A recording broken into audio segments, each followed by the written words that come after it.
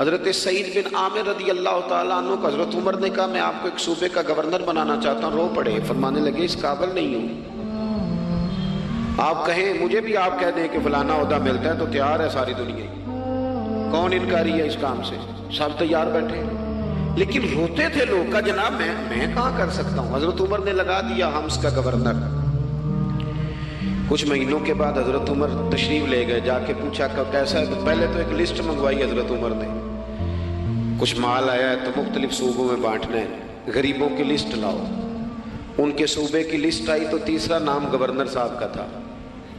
وہ کہا تمہارا گورنر مسکینوں غریبوں میں؟ کہنے لگے حضرت صاحب جو لسٹ بنانے والے تھے وہ کہنے لگے اب ان کے وجود پر جو کپڑے ہیں جگہ کوئی نہیں بچی, پیوند کہاں لگانے ہیں. دامان توکل کی یہ خوبی ہے کہ اس پر پیوند لگے ہوتے ہیں پر دھبے نہیں ہوتے. پیوند لگے ہوتے ہیں پر دھبے نہیں ہوتے. حضرت عمر نے معلومات کی ان کے صوبے میں جا کے تمہارا گورنر کس طرح کا ہے. عرض کی حضور 4 شکایتیں. یہ جمہوریت ہے. آج تو ہر سیاسی جماعت میں ڈکٹیٹرشپ ہے. آج کہاں جمہوریت ہے؟ آج تو آپ جتنے شاہ کے وفادار ہو جائیں گے اتنا اچھا عہدہ لیں گے. جتنا مرضی قابل بندہ ہو جماعت کے اندر, لیکن اگر وہ پورا تابع دار نہیں تو نظام نہیں چلتا. جتنا مرضی قابل ہو. حضرت سعید بن عامر رضی اللہ تعالیٰ عنہ 4 شکایتیں, عام آدمی شکایتیں کر رہے ہیں. حضرت عمر نے کہا کون کون سی؟ تو انہوں نے کہا جی پہلی شکایت یہ ہے کہ ہمارے گورنر, توجہ ہے میرے بھائیوں کی, انہوں نے کہا جی پہلی شکایت یہ ہے کہ گورنر صاحب صرف دن کو ملتے ہیں, انہیں رات کو بھی لوگوں سے ملنا چاہیے. دوسری شکایت یہ ہے کہ جب شروع میں آئے تھے تو فجر کے بعد بیٹھ جاتے تھے, مسائل سنتے تھے. اب سورج نکلنے پر اشراق چاشت کے ٹائم 8, 9, 10 بجے آتے ہیں. تیسری شکایت یہ ہے کہ ہفتے میں ایک دن ملتے ہی نہیں. چوتھی شکایت یہ ہے کہ کبھی کبھی ایسے ہی رونے لگتے ہیں, بیٹھے بیٹھے بے ہوش ہو جاتے ہیں. تو آپ نے دیوانہ آدمی ہمیں دے دیا ہے. حضرت عمر فاروق رضی اللہ تعالیٰ عنہ نے حضرت سعید بن عامر کو مجمع میں پوچھا جناب آپ پبلک کے نمائندے ہیں, آپ کو سوالوں کے جواب دینے چاہیے, بتلائیے نا. اور یہ پبلک کے نمائندے صرف سیاستدان نہیں ہوتے, پیر صاحبان بھی ہوتے ہیں, مسجد کا خطیب بھی ہوتا ہے. اگر حضرت عمر سے پوچھا جا سکتا ہے کرتا کہاں سے آیا تو پیر صاحب سے بھی تو پوچھا جا سکتا ہے نا. ان کو بھی جواب دینا چاہیے, ان کو بھی بتانا چاہیے, اس لیے کہ وہی تو دعویٰ کر رہے ہیں فقر بتانے کا. تو حضرت عمر نے 4 سوال کہا سعید آپ کے ذمے 4 سوالوں کے جواب ہیں. تو حضرت سعید بن عامر نے گردن جھکائی, کہنے لگے پہلے ہی کہا تھا میں گورنری کے قابل نہیں. فرمایا اب تو بن گئے ہونا, جواب تو دینا ہے, حضور بتلائیے. فرمایا پہلا سوال آپ سے یہ ہے کہ یار لوگ کہتے ہیں رات کو کام پڑ جاتا ہے اور آپ ملتے نہیں. تو حضرت سعید بن عامر نے اپنی داڑھی پکڑ لی, عرض کی حضور یہ ساری سفید ہو گئی ہے, بڑھاپا ہے. دن مخلوق کے لیے رکھا ہے, رات اپنے رب کے لیے رکھی ہوئی. اگر پھر بھی کسی کو شوق ہو تو سعید بن عامر جب بھی ملے گا مسجد میں ملے گا. ساری رات بارگاہ ربوبیت کی او سنگیو تھوڑا مسلح بھی یار مضبوط کر لو, تھوڑا سا نا. ہم نہ تھک گئے ہیں فون سن کے. بہت سارے لوگ ایسے ہیں جن کے وجود نہیں اتنی تھکے جتنے دماغ تھک گئے. کمنٹس پڑھ کے, کمنٹس دے کے, رائے دے کے بڑے بڑے باصلاحیت لوگوں کے حافظے کمزور ہو گئے ہیں. خدا را اپنی صلاحیتوں کو زنگ لگا لو گے. یہ تو جتنے لوگ ہیں میڈیا چلانے والے, ان کو تو میڈیا چلانا ہے. اور اب تو پتہ نہیں کتنے چینل اور کتنے لوگ اور سوشل میڈیا پہ کتنے, اور ادھر کتنے تو ادھر کتنے. خدا را کچھ وقت اگر مصلے پہ ملے تو آپ یقین کریں روح تازہ ہو جاتی ہے. لمبی لمبی دعائیں مانگیں, اپنے رب کو اپنے دکھ سنائیں, رسول پاک کی بارگاہ میں یہ نذرانے پیش کریں, آپ محسوس کریں کہ وجود طاقتور ہو گیا. حضرت سعید بن عامر کہنے لگے رات مصلے پہ گزارتا ہوں. دوسرا سوال آپ سے یہ کرنا تھا کہ یہ لوگ کہتے ہیں کہ آپ پہلے فجر میں آ جاتے تھے, اب اشراق چاشت کے بعد 9-10 بجے نکلتے ہیں. تو حضرت سعید بن عامر نے گردن جھکائی, کہا یہ میرا راز تھا, میری پرائیویٹ بات تھی. کہا جناب اب تو لوگوں کا سوال ہے. تو آپ فرمانے لگے میرے گھر میں خادم کوئی نہیں, غریب آدمی, بیوی بیمار ہو گئی ہے. 35 سال اس وفادار عورت نے میری ڈیوٹی کی ہے, بیماری میں چھوڑ دوں تو وفاداری تو نہیں نا. सवेरे उठता हूँ, घर का काम करता हूँ, फिर बीवी के लिए नाश्ता बनाता हूँ, उसे खाना खिलाता हूँ, तैयारी करते आते देर हो जाती है। दूसरे सवाल पर लोग रो पड़े। कहा तीसरा एतराज़ आप पे ये है कि हफ्ते में एक दिन मिलते नहीं। तो हज़रत सईद बिन आमिर कहने लगे मैंने कहा था मेरा पर्दा ना खोला जाए, मैं बड़ा राज़ी हूँ रब की अताओं पे, मैं क्यों किसी के सामने अपना दुख बयान करूँ। गर्दन को झुका देता है खैरात का पत्थर, जहां में मांगने वालों के सर कभी ऊंचे नहीं होते।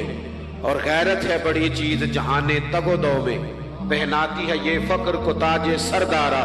आप मौका दें जी, बड़ी मेहरबानी, छोड़ दें जी, थोड़ी 1 मिनट सिर्फ जी हमें दें, बोले नहीं प्यार से जी, नाराज नहीं होना, आप हमें मौका दें। बात भी अब तकरीबन करीब होने के करीब आई। कहा हजरत सैयदना सईद बिन आमिर रज़ी अल्लाह ताला अन्हु ने फरमाने लगे मैंने कहा था ये मेरा पर्दा है, ये ना सुनाया करें आप दुख लोगों को। ये गरीब कहते हैं मैं किसी अमीर के साथ लग जाऊंगा तो कुछ भी नहीं बनता, छोड़ दें आप, दुखड़े रब रसूल को सुनाओ, खैरात भी मिलेगी और इज्जत भी मिलेगी, वो देंगे और किसी को बताएंगे भी नहीं। हजरत सईद बिन आमिर रज़ी अल्लाह ताला अन्हु से तीसरा सवाल हुआ। कहा जनाब आप हफ्ते में एक दिन मिलते नहीं। तो फरमाने लगे मेरा राज था पर बता देता हूं, जोड़ा एक ही है मेरे पास, हफ्ते में एक दिन धो लेता हूं, फिर बीवी के कपड़े पहन के सारा दिन बैठा रहता हूं। अगर दूसरा जोड़ा हो तो ये काम न करूं। हजरत उमर रो पड़े। कहा जल्दी से चौथे सवाल का जवाब भी दे, कभी कभी रोते हो तो बेहोश हो जाते हो। फिर रो पड़े। अर्ज करने लगे हुजूर 40 साल की उम्र में कलमा पड़ा, मेरे सामने हज़रत खुबैब को फांसी दी गई मक्के में। जब वो अपनी पिछली गलतियां याद आती हैं तो फिर रो पड़ता हूँ, याद माजी अजाब है यार। मैं तकलीफ में आ जाता हूँ, सोचता हूँ अगर अल्लाह ने सवाल किया तो कैसे जवाब दूंगा, इसलिए बर्दाश्त नहीं होता तो रो पड़ता हूँ। चारों सवालों के जवाब दिए तो हज़रत सईद बिन आमिर कहने लगे अब आपने मुझसे सवालों के जवाब तो ले लिए, अब मेरी सज़ा का भी तो ऐलान करें ना, बताएं ना। तो हज़रत उमर ने हाथ उठाए और क्या लफ्ज़ कहे। कहे अल्लाह मेरे नबी की उम्मत को इस तरह के कुछ और लोग भी अता फरमा, कुछ अपनी ज़िंदगी में दयानतदार हो जाएं। तीसरी बात आपकी खिदमत में अर्ज़ करनी है, रसूल पाक सल्लल्लाहु ताला अलैहि वसल्लम ने ना हमें खालिस किया है। हुजूर का सारा दीन इखलास का दर्स देता है। ये जो रियाकारी होती है ना, नौजवानों मेरी बात पे गौर करना, ये जो रियाकारी होती है ना, ये बुनियादी तौर पर अदाकारी होती है। अदाकारी बंदा ज़्यादा कर नहीं सकता, थक जाता है। मुखलिस जिंदगी वो होती है जो आप नॉर्मल जीते हैं। मुखलिस आप होते हैं जब आप अपनी वालदा के पास नहीं बैठे होते। आपने जब 5 स्टार होटल में रोटी खानी है ना, तो फिर आपको प्लेट के साथ टिश्यू पेपर भी साथ रखना पड़ता है। फिर रज के रोटी खाई भी नहीं जाती। रज के कब खाई जाती थी? मैं एक जगह मुझे बड़े अच्छे होटल में रखा गया और मुझे बड़ा उन्होंने मोहब्बत की। तो जब मैं लौट रहा था ना वापस पाकिस्तान, तो मुझे कह रहे थे आपको मज़ा तो आया होगा। मैंने कहा नहीं जी, सच पूछें तो फिर ये है कि मज़ा जब भी आता था जब अम्मा सवेरे रोटियां पकाती थी। वो कहती सी पुत्र है पीड़ा ना इतने कोल ही ले आया, तो उसके पास बैठते थे। तो फिर अम्मा जब सालन देती थी तो कहती थी होर नहीं मिलना, दूजियों भी देना है। और फिर लुत्फ उस वक्त आता था जब बार बार कहते थे अम्मा जी चलो थोड़ा जाते थे होना थोड़ा जा। तो फिर अम्मा कई दफ़ा कहती थी कि मैंने वो उससे निकाल के फ्रिज में रख दिया, बड़े भाई ने काम से आके रोटी खानी है, अब ये बर्तन है इसी को साफ कर ले। ओ भाई, मैंने अपने अब्बा जी को देखा खुददारी कर। मैंने एक दिन उनसे पूछा, मैं क्या अब्बा जी तो हमें पसंद की है। हम पढ़ते थे ना इंटरव्यू अखबारों में, तो 2-4 सवाल हर बंदा पूछता था। अब तो इंटरव्यू ज़्यादा लोग लेते हैं, तो अब तो कभी इतना मौका ही नहीं होता किसका सुने क्या करें, ये तो छोड़ दिया काम। अखबार में कभी इंटरव्यू आता था तो मुसज्जा मुकफ़ा होता था, लिखने वाले भी अच्छे अदीब होते थे, जुमले चुभते नहीं थे तबीयत में। तो 2-4 सवाल बड़े ज़रूरी होते थे। फूल कौन सा पसंद है, खाने में क्या पसंद है, रंग कौन सा पसंद है, ये 2-4 सवाल हर एक से होते थे। मैंने अपने वालिद साहब से एक दिन पूछा, मैं क्या अब्बा जी तो पसंद की है? तो फरमान लगे पुत्र जे ते लगी होवे भुख ते फिर हर ते जिन्ना लगी होवे ते फिर नखरे ही नखरे ने। تو اس لیے بھوک لگی ہو، وہ ہمیں پتہ کیا بتاتے تھے، میں آج بھی نا بہت ساری چیزیں گاڑی میں رکھ لیتا ہوں، آج بھی جو کھانا اپنی مرضی سے کھاتا ہوں وہ پیٹ بھر کے کھایا جاتا ہے، جو تصویروں کی شدت سے باہر ہوتا ہے وہ کھایا جاتا ہے، اس کو آپ قبول کر لیتا آپ کا وجود۔ یاد رکھنا میرے عزیز، میرے نبی پاک صلی اللہ علیہ وسلم نے فرمایا ہے بہترین روٹی وہ ہے جو تو اپنے ہاتھوں کی کمائی سے کھاتا ہے، وہ بہترین رزق ہے جو تو، اور حضور نے فرمایا اللہ کے نبی حضرت داؤد محنت کر کے کھانا کھاتے ہیں، دعوتوں پہ جا کے تو بندہ بیمار رہنے لگ جاتا ہے، وہ تو کام ہی ختم ہو جاتا ہے۔ والد صاحب کہا کرتے تھے کہ لو میں پا دیتے نے تانوں دانے پڑھولے چ تے ماں تہاڈی نے تانوں چار پا دیتا ہے، لو ہن تانوں پرواہ نہیں ساریاں گرمیاں، موج کرو۔ یہ اصل تھا ہمارا، اس پہ واپس آ جائیں، اس پہ آ جائیں، یہ صحت افزا روٹیاں یہ کھائیں، بڑی گاڑیوں کا اور بڑی چیزوں کا شوق چھوڑ دیں، محنت ڈٹ کے کریں، لیکن زندگی اصل پہ لے آئیں، اصل زندگی خالص ہوتی ہے۔ میرے نبی پاک صلی اللہ علیہ وسلم نے فرمایا ریاکار، میں پوری حدیث نہیں سناتا، اشارہ کرتا ہوں، حضور نے فرمایا ریاکار اگر عالم بھی ہو، ریاکار اگر سخی بھی ہو، حتیٰ کہ صحیح حدیث میں فرمایا ریاکار شہید بھی ہو اور ماری جائے اس نیت سے کہ لوگ مجھے شہید کہیں گے، تو فرمایا صبح قیامت اللہ ان اعمال پر بھی اجر عطا نہیں کرے گا۔ اپنی زندگی میں اخلاص پیدا کرے، اور جب خلوص آتا ہے، جب للہیت آتی ہے، مشکل ترین خلافت حضرت ابوبکر صدیق کی ہے، یہ جو حضرت عمر نے بڑی اعلیٰ خلافت کی ہے نا، یہ بنیادیں حضرت ابوبکر نے مضبوط کر کے دی تھی، فتنوں کے تو سر کچل دیے تھے حضرت صدیق اکبر نے، اب حضرت عمر کے لیے کام کرنا انہوں نے آسان کر دیا تھا۔ میں اکثر کہا کرتا ہوں کہ حضرت عمر کی خلافت کی مضبوطی میں بڑا کردار حضرت ابوبکر صدیق کا ہے، اگر وہ مضبوطیاں نہ کرتے اتنی تگڑی تو کام آگے چلتا نہیں تھا۔ حضرت سیدنا ابوبکر صدیق کو بڑے فتنوں کا سامنا تھا، ختم نبوت کے محاذ پر کام کرنا ہے، منکرین زکوٰۃ پیدا ہو گئے، امت کو سنبھالنا ہے، یہ ساری ڈیوٹیاں کر کے نا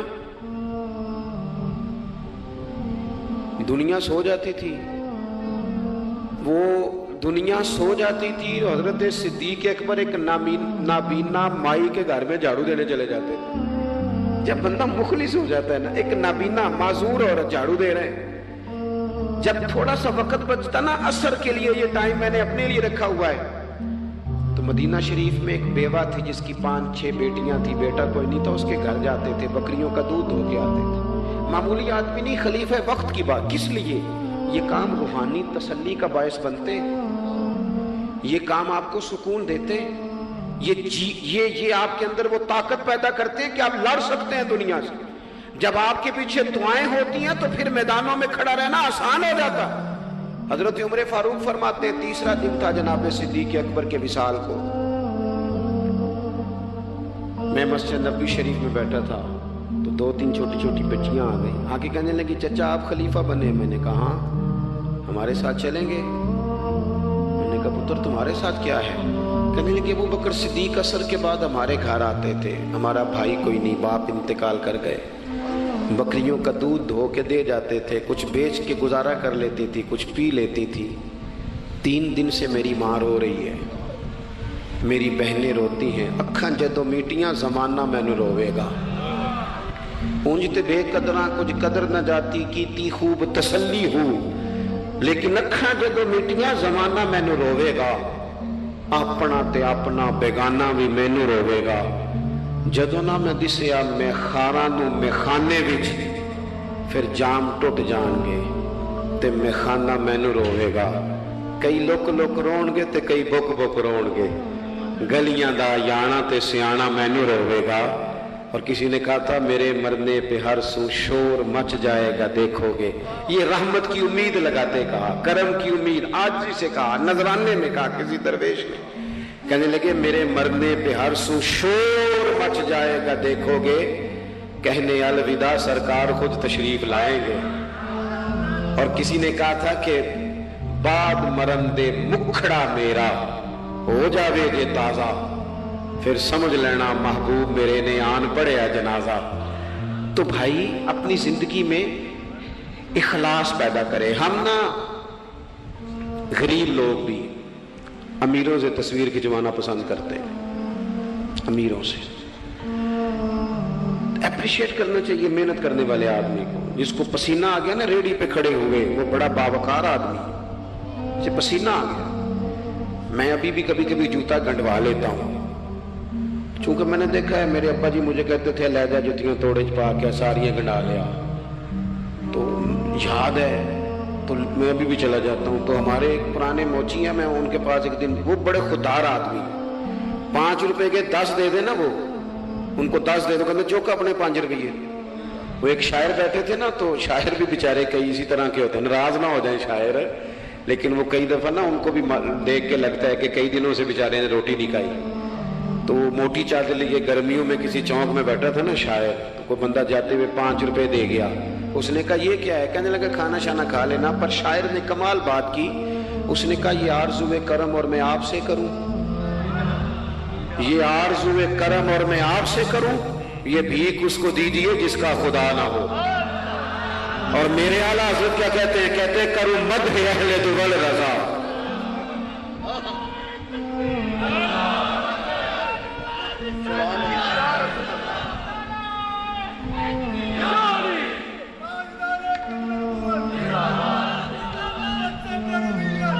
ماشاءاللہ۔ تو آپ حضرات میری بات سنیں گے، اپنی زندگی میں اخلاص لائیں، للہیت لائیں۔ چوتھی بات سنیں، اور میں اسی پر بات سمیٹنے کی کوشش کروں گا۔ اللہ کے رسول صلی اللہ علیہ وسلم کی سیرت مبارکہ میں جو چیز آپ کو بڑی نظر آئے گی نا، وہ احساس ہے۔ جب سینے آہستہ آہستہ سخت ہونے لگ جاتے ہیں نا، ہم نا کچھ باتیں سوچ کے اپنے آپ کو سخت کر لیتے ہیں۔ ہمارا جب ایسا جو نیا بھرتی ہوتا ہے، وہ خدمت کے جذبے سے آتا ہے، وہ کہتے ہیں میں نے سارے کام صحیح کرنے ہیں۔ پھر اس کو نا آہستہ آہستہ پتہ لگنے لگ جاتا ہے کہ کچھ لوگ جھوٹا پرچہ بھی درج کراتے ہیں، اسے پھر آہستہ آہستہ پتہ لگنے لگ جاتا ہے کہ یہ سامان ان کا تو گیا تھا 1.5 لاکھ کا، تو انہوں نے 6 کیوں لکھوایا ہے۔ پھر وہ پھر سخت ہونے لگ جاتا ہے۔ لوگوں کو دیکھ کے سخت نہ ہو، سخت نہ ہو۔ پھر آپ کے پاس بڑی باتیں، مجھے ایک دفعہ ایک صاحب نے کہا آپ کو تقریر پہ بلانا ہے، پیسے کتنے لیتے ہیں؟ میں نے کہا دے دو کو 1.5-2 کروڑ روپیہ۔ کہنے لگے تو بہت زیادہ نہیں، تو میں کہ وکنا ہے تو پھر بندہ چاج نہ وکے۔ اب تیرا خیال ہے 25-30 ہزار اپنا ریٹ لگوا لیں، اتنے لو ہو جائیں، سانو تخت ہزارے دی لوڑ کیے، نالے کی لگے شہر بمول دے نال اسی اپنی بال کے سیکنے ہیں۔ میں نے بہت بڑا مدرسہ شروع کیا، باہر گلہ نہیں لگایا۔ مجھے ایک صاحب کہنے لگے خیر تے ہے تو ہم پیسے کتوں ہوندے نے؟ میں کیوں اتھوں جتوں ہوندے نظر نہیں ہوندے۔ فاضل بریلوی کہتے کرو مدح اہل دول رضا، اور پڑے اس بلا میں میری بلا، میں گدا ہوں اپنے کریم کا، میرا دین پا رہا ہے نہ نہیں، اور کون دیتا ہے دینے کو منہ چاہیے، دینے والا ہے سچا ہمارا۔ میں نے تو معذرت بھی کرنی تھی، میرا خیال ہے کہ 35 سے 37 کے بیچ لوگ ایسے تھے یہاں سے جو آج صبح سے سر شام تک فون کرتے رہے کہ آپ نے چائے ہماری طرف بھی نہیں ہے، کھانا ہماری طرف کھانا ہے۔ میں ان دوستوں سے اکثر کہا کرتا ہوں جو میرے ساتھ ہوتے ہیں، میں کہتا ہوں کہ لوگ تلاش کرتے رہتے ہیں، ڈھونڈتے رہتے ہیں کہ رات رہنے کو جگہ ملے، اور ہمارا یہ حال ہے۔ کس نام پہ؟ رسول اللہ کے دین کے نام پہ، حضور کے دین کے نام پہ۔ اپنی زندگی میں احساس پیدا کریں۔ اگر آپ سخت ہو سکتے ہیں، کچھ بھی کہہ کے سخت ہو جائیں، کچھ بھی کہہ کے۔ مجھے میرے سنگی کہتے رہتے ہیں 7-8 گھنٹے کا آپ سفر کر کے جاتے ہیں تو آپ فوٹو والوں پہ سختی کریں، آپ کے کسی سے نہیں ملنا، میں نے ذرا آرام کرنا ہے، میں نے تھوڑا لیٹنا ہے۔ تو میں کہتا ہوں یار اپنی اوقات بھی تو ہمیں دیکھنی چاہیے تھی۔ کون کسی کو ملتا ہے؟ خود اور ہے۔ احساس پیدا کریں قوم کا، اپنے دل میں احساس لائیں۔ جب آپ سخت ہو جاتے ہیں نا تو پھر آپ سب کے لیے ہو جاتے ہیں۔ جب بندہ سخت ہو جاتا ہے نا، تھوڑا تھوڑا نا ہمیں لالچی بنایا گیا ہے، مختلف چیزوں پہ انعام رکھے گئے، مختلف رنگوں میں لوگوں کو مختلف انداز میں قائل کیا گیا، مزاجوں میں کچھ بھرا گیا ہے۔ وہ اس طرح کا ماحول بن گیا کہ باپ نے جوانی پتر کو دے دی۔ ساری زندگی وہ جو لوگ سعودی عرب یہاں سے گئے تھے 35 سال انہوں نے وہاں کمبل نہیں بدلا، جس کمبل میں انہوں نے جاتے خریدا تھا واپسی پہ بھی وہی تھا۔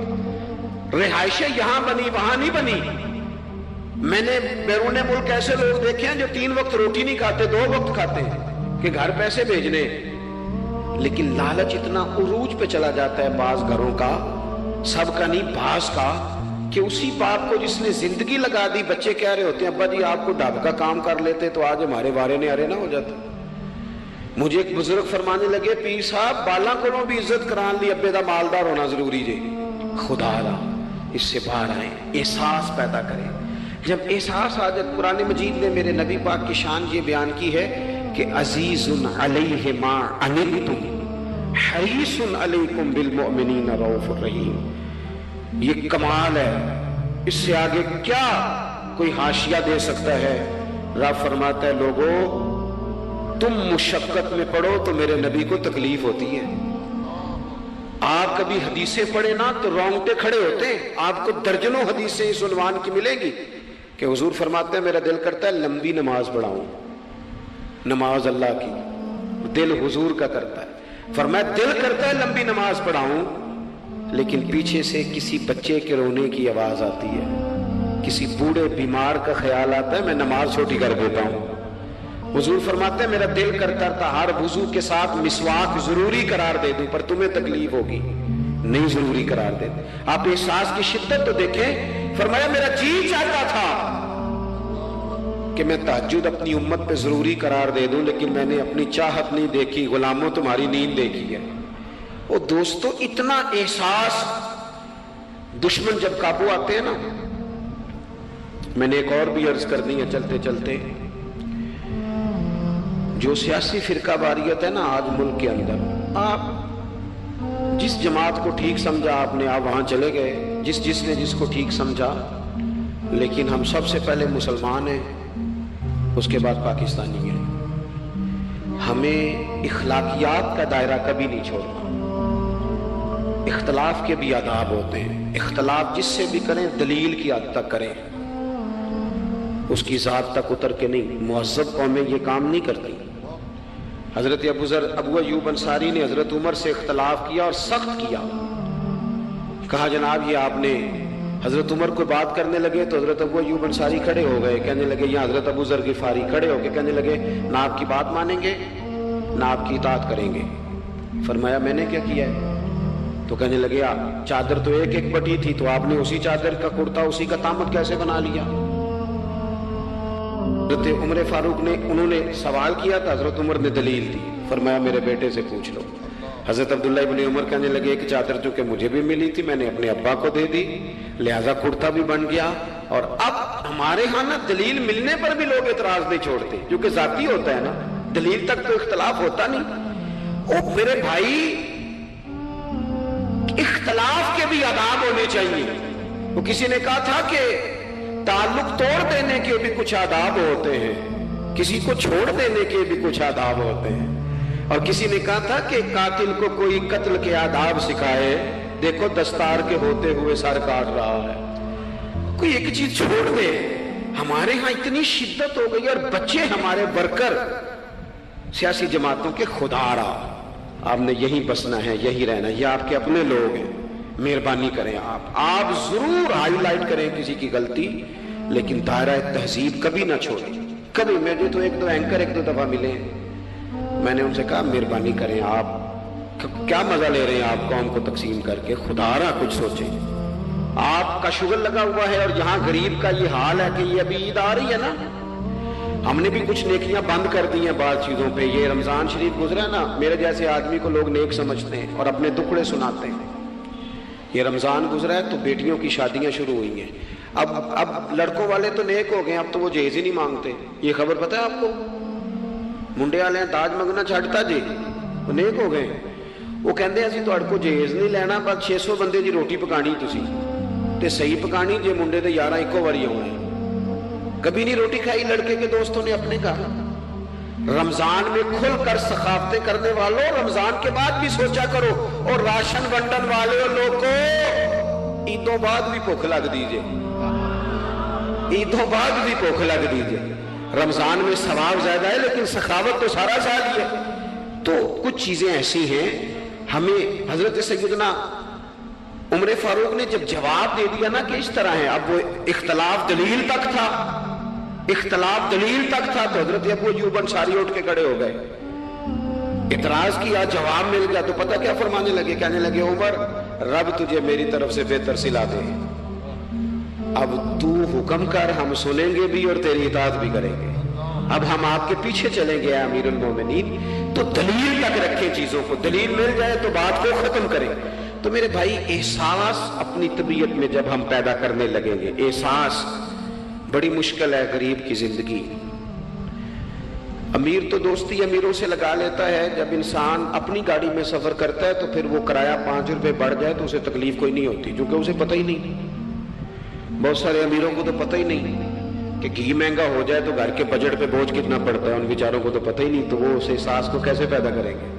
وہ نہیں کر سکتے، اس کے لیے وہاں سے گزر کے آنا پڑتا ہے۔ رسول پاک کی زندگی میں جو احساس کی شدت ہے اسے آپ سمجھیں۔ دشمن جب ہتھے چڑھتا ہے تو پھر، اور دشمن بھی سخت گیر قسم کا ہو تو بندہ اسے چھوڑتا نہیں۔ لیکن حضرت انس بن مالک فرماتے ہیں کہ یہ جو لوگ بدر میں آئے تھے یہ کوئی پھول لے کے نہیں آئے تھے ہاتھوں میں، گجرے پھولوں کے لے کے نہیں آئے تھے، تلواریں لے کے آئے تھے، اور پوری انہوں نے جنگ لڑی، 14 صحابہ شہید کیے۔ لیکن جب ان کو لا کے باندھا گیا نا مدینے میں تو غصہ تھا صحابہ کو، کس کس کے ہاتھ باندھے۔ حضرت عباس بھی تھے، جب وہ ہائے ہائے کرتے تھے نا مخالف تھے۔ توجہ ہے میری بات پر؟ او بھائی، جو پیار بیٹی پہ آتا ہے وہ بہو پہ بھی تو آنا چاہیے، اس پر بھی تو وہ بھی تو کسی کی بیٹی ہے۔ اگر تجھے اپنے بیٹے کی دھوپ تنگ کرتی ہے تو ملازم کے پتر اگر دھوپ میں کھڑے ہیں تو وہ بھی تو تجھے احساس ہونا چاہیے، ورنہ خود غرض ہو جائیں گے ہم۔ بات ختم کر رہا ہوں، غور کرنا۔ حضرت انس بن مالک کہتے ہیں میں مسجد نبوی شریف میں حاضر ہوا تو بے چینی کے عالم میں کبھی حضور ادھر جاتے تھے، کبھی ادھر آتے تھے، کبھی ادھر جائے، یا رسول اللہ کیا ہوا؟ یہ وہ لوگ تھے جنہوں نے ستایا تھا، آج باندھا ہے، حضور کیا ہوا؟ تو نبی کریم فرمانے لگے تم نے رسیاں زور سے باندھ دی ہیں، یہ ہائے ہائے کرتے ہیں، مجھے نیند نہیں آتی، ان کی رسیاں ڈھیلی کر دو۔ عزیز علیہ ما عنتم، حضور کے سینے میں درد رہا، وہ درد کبھی حضور کو طائف لے جاتا، کبھی کہیں، اور وہ درد کی وہ پیار کی شدت اتنی تھی کہ جب بڑی تکلیف دی نا میدان احد میں اور دانت مبارک شہید کر دیے تو حضرت صدیق اکبر نے کہا یا رسول اللہ دعا کریں یہ تباہ ہو جائیں۔ تو ہاتھ اٹھائے نبی پاک نے، دعا کیا کی؟ کہا اللہ انہیں ہدایت دے دے، انہیں پتہ ہی کوئی نہیں یہ کیا کر رہے ہیں۔ تو میرے عزیز، ایک تو اپنی زندگی میں سچ لائیں، خدا را سچ بولیں، آپ پکے وعدے کریں۔ میں ایک دن اپنی مسجد کے امام صاحب سے عرض کر رہا تھا، میں کہہ رہا تھا اگر آپ کہتے ہیں نا کہ 4:20 پہ فجر ہوگی تو 21 پہ نہ پڑھائیں، آپ نے وعدہ کیا 4:20 کا، قوم کو تو انتظار کرنا چاہیے 1-2 منٹ، کوئی حرج نہیں، لیکن ہم جو وعدے کرتے ہیں ہمیں بھی پورے کر دیں، سچ بولیں، دیانتداری کا مظاہرہ کریں، زندگی خالص گزاریں، جس کے ساتھ بھی وقت گزاریں اس کی خیر خواہی کریں، مخلص ہو جائیں، اور اپنی زندگی احساس والی کریں۔